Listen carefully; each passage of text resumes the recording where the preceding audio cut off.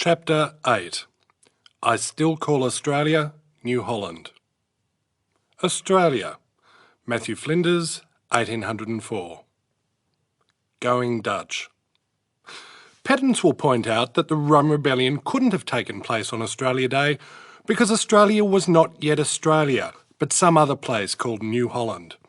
The irritating thing about pedants is that they are almost always right. The Australian continent had been known as New Holland since the Dutch seafarer Abel Tasman popped over to complain about the lack of facilities in 1644. The Dutch were a direct people who called a spade a shoop and were not terribly inventive when it came to naming things. If they established a company to trade in the East Indies, they'd call it the Dutch East India Company. If they discovered a big island, they'd call it Girt Island, Big Island. When the Dutch got adventurous, they'd name their discoveries after bits of the Netherlands, and when they were really on fire, insert the word new first. The Netherlands is small, which meant Dutch explorers gave the same names to lots of different places. They had christened their Brazilian territories New Holland in the 1630s, but Tasman, stuck for ideas, happily recycled the name a decade later. Tasman went on to discover New Zealand, which was named after the Dutch province of Zealand, or the bit of New Guinea the Dutch had previously named New Zealand, or perhaps Zealandia, which is what the Dutch called their settlement in Taiwan. According to accepted Dutch nomenclature, Australia and New Zealand should have been named New Holland and New Zealand. Still, the colonists should have been grateful that the continent no longer bore the pre-1644 Dutch name. Tasman had been dispatched to Australian waters to further Dutch knowledge of all the totally unknown provinces of beach, a name that reflected the Dutch assessment that the continent was covered in useless sand that no one would buy from them. At least the colonists could fall asleep at night knowing they weren't known as sons of beach. The colonists wanted a new name for the land they inhabited, but coming up with something suitably clever and British was lower down their list of priorities than not starving, not being swept away by the deluges that regularly swept through the floodplains on which they had cleverly built their settlements, and not being speared or set alight by the locals. Still, a new name was definitely on the agenda. And it wasn't as if the Dutch could do anything about it. The Netherlands had been on the decline since the Great Tulip Collapse of 1637. The Dutch had lost New Holland, the Brazilian one, to the Portuguese in 1661, Zealandia to the Chinese in 1662, and New Netherland and its capital, New Amsterdam, to the British in 1674. The British, who were really not much better at naming things than the Dutch, incorporated New Netherlands into New England and renamed New Amsterdam, New York. The French surprised everyone by overrunning the Netherlands in 1795, after having successfully conquered themselves in 1789. In 1789, the French finally found an enemy they were unable to run away from. This self-defeating experience was lauded by French existentialists. It was also welcomed by French absurdists, who were proud that the French Revolution started in an indoor tennis court with the swearing of the tennis court oath. The French still celebrate the French Revolution as their greatest military victory. With the winding up of the bankrupt Dutch East India Company in 1800, the Dutch were no longer able to go traipsing around the globe nailing kitchenware to posts, which, quite frankly, everybody else had grown pretty tired of. After they regained their independence from the French in 1813, the Dutch mostly stayed at home smoking funny cigarettes and producing pornography. The Dutch claimed this as art, pointing out that Rubens started producing the critically acclaimed Big and Busty Homegirls of Holland series in the late 16th century. In 1804, with the Dutch safely under Napoleon's jackboot, an enterprising young sailor first called Australia Australia so that we can still call it home. His name was Matthew Flinders. It is not strictly true that Flinders was the first person to name the continent Australia. The name had previously been applied to the general South Pacific area, and the naturalists Sir James Smith and George Shaw referred to the vast island, or rather continent, of Australia, Australasia or New Holland in their 1793 Zoology and Botany of New Holland, although running through a few names before settling on the Dutch one doesn't really count. Matt and his cat. Australia has more statues of Matthew Flinders than of any other man. It also has more statues of Matthew Flinders' cat Trim than of any other cat. Yet most Australians know little of the man who gave them their name, and even less of his fearless feline friend. Flinders ran away to sea at the age of 15 after reading Robinson Crusoe. He soon signed as a midshipman on the second breadfruit voyage, during which Bligh tutored him in navigation and swearing. In Tahiti, Flinders entertained the locals with his flute playing and, if his purchase of a large quantity of mercury from the ship's surgeon is anything to go by, caught a dose of the clap. Flinders travelled to New South Wales in 1795, shipping out on the same boat as the returning Bennelong and an aspiring young surgeon, George Bass, who would go down in history as the first man to dissect a wombat. Bass and Flinders soon discovered a shared passion for boating and exploring, and became something of a double act. Bass had bought his beloved Tom Thumb, a tiny 8-foot boat, to the colony and invited Flinders out sailing. The intrepid duo decided to re-explore Botany Bay, and for their second expedition in Tom Thumb 2, to re-explore it before popping down the south coast for the weekend. Here they encountered a band of hostile Aborigines, but Flinders diffused the situation by producing a pair of scissors and offering their would-be assailants free haircuts. Bass went sailing without Flinders in 1797 and explored the colony's southeastern coastline. His failure to run into Van Diemen's Land led him to speculate that it might be an island, and Governor Hunter gave now Lieutenant Flinders a bigger boat so that he could test this theory. Bass came along for the ride and dissected an echidna and some seals while Flinders mapped the coastline, confirming that a body of water separated Van Diemen's Land from the mainland. He named it Bass Strait. In 1799, Flinders sailed to the Cape of Good Hope. A kitten fell overboard during this voyage, but managed to swim back to the ship and scale a rope. Flinders, who had been afraid to get a pet while Bass was around, adopted the courageous kitty and named it Trim after the servant in Tristram Shandy, his second favourite book after Robinson Crusoe. Flinders and Trim travelled to England in 1801, where Flinders married Anne Chappell, a short older woman whom smallpox had blinded in one eye. The young mariner and his cat sailed back to New Holland 3 months after the wedding, with Flinders in command of his biggest boat yet, the Investigator. Sir Joseph Banks had sponsored the Investigator mission as part of a scientific arms race against the French. Although Britain and France were at war, both believed in science and issued passports to each other's Poindexters.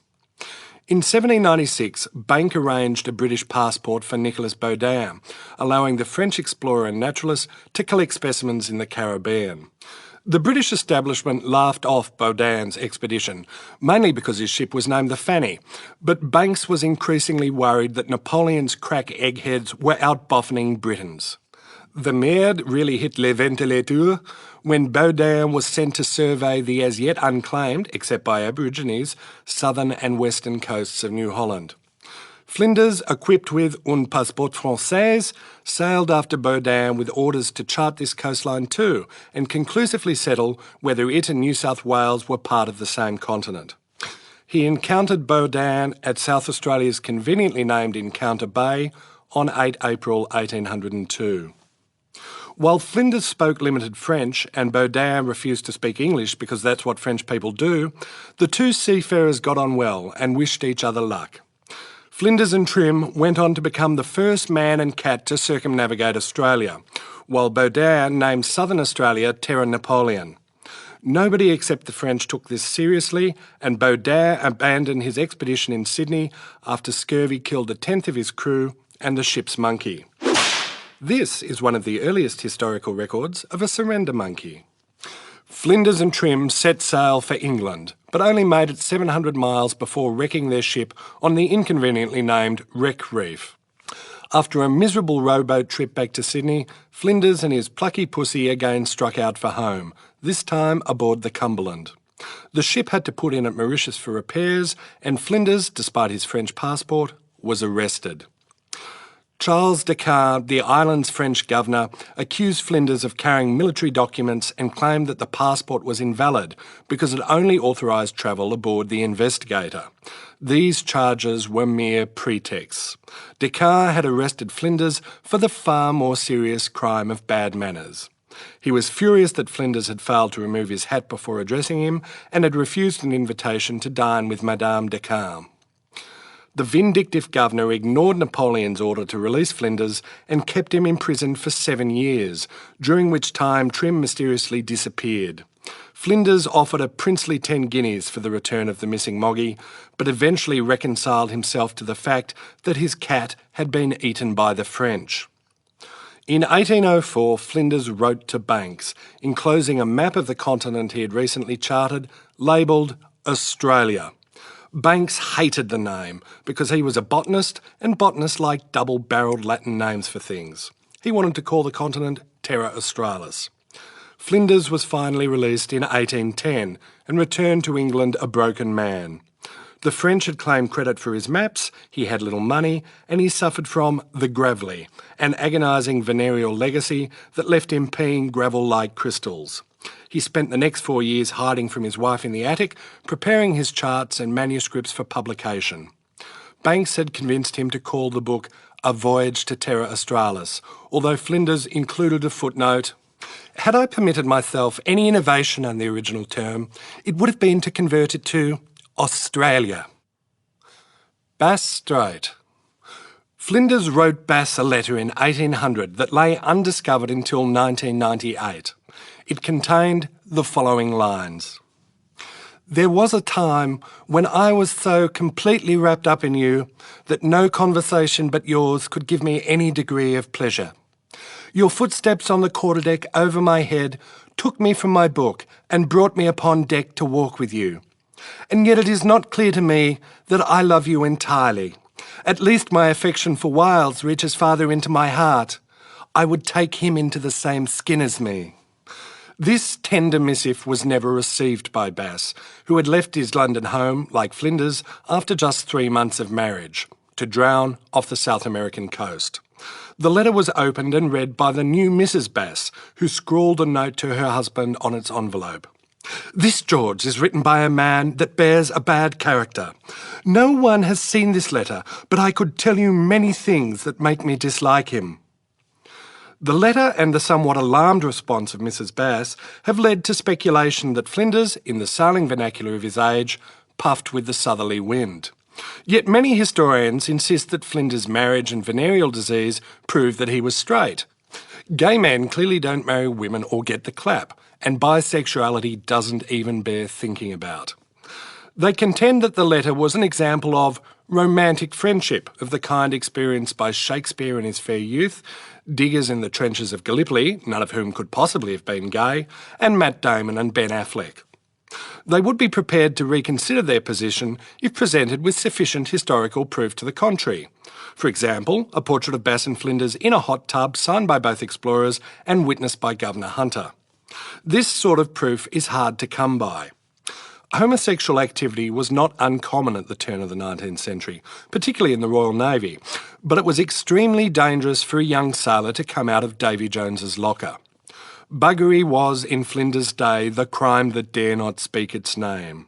Sir William Blackstone, England's greatest 18th century jurisprudist and prudist generally, wrote in his commentaries on the laws of England, I will not act so disagreeable a part to my readers as well as myself as to dwell any longer upon a subject, the very mention of which is a disgrace to human nature.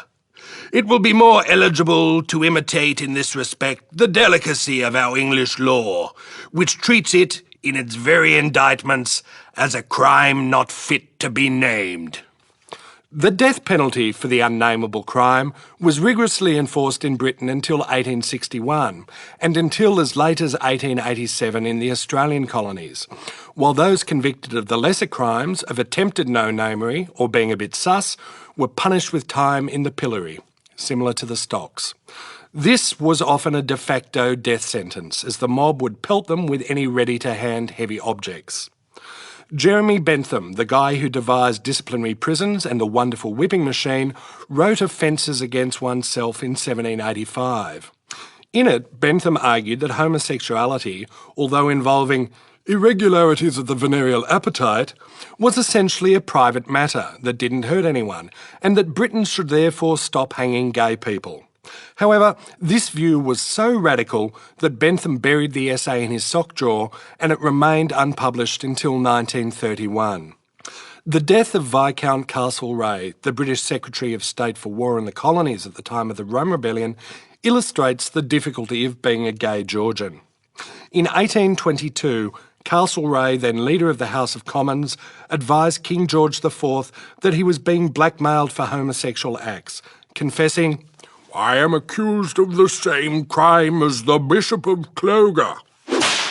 The Bishop of Clogher, the suggestively named Percy Jocelyn, the cards were really stacked against him, was found with a naked Grenadier Guardsman in the back room of a Westminster pub earlier in 1822. He skipped bail, assumed the name Thomas Wilson, and went to work as a butler in Scotland, a land where a man might wear a skirt with pride. The King advised Castlereagh to consult a physician. Instead, Castlereagh returned to his estate and cut his throat with a letter opener. His funeral procession was jeered along its whole route. Lord Byron penned the following touching obituary to Castlereagh. "Posterity will ne'er survey a nobler grave than this. Here lie the bones of Castlereagh. Stop, traveller, and piss." So, were Bass and Flinders more than just good sailing buddies? There is certainly some circumstantial evidence that Flinders sailed counterclockwise. 1. Flinders was in the Royal Navy. 2. He chose to emigrate to a place with the world's highest male-female ratio and a flexible approach to issues of conventional morality. 3. He enjoyed intimate sailing trips and repeatedly exploring the same place with a fellow traveller. 4. He had a small animal companion. 5. He ran away from his wife as soon as was decently practicable. 6. He played the flute. 7. He was a hairdresser. 8. His favourite book was about a chap marooned on an island with only an obliging man Friday for company. 9. He never owned a boat called the Fanny. 10. His charting of Tasmania gave the Atlas its only pink triangle.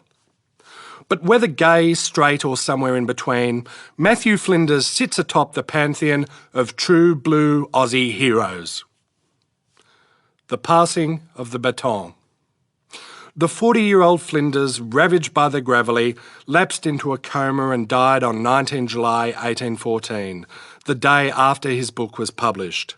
He didn't get to see his continent renamed, but on 12 December 1817, the Governor of New South Wales recommended that Britain adopt the name Australia.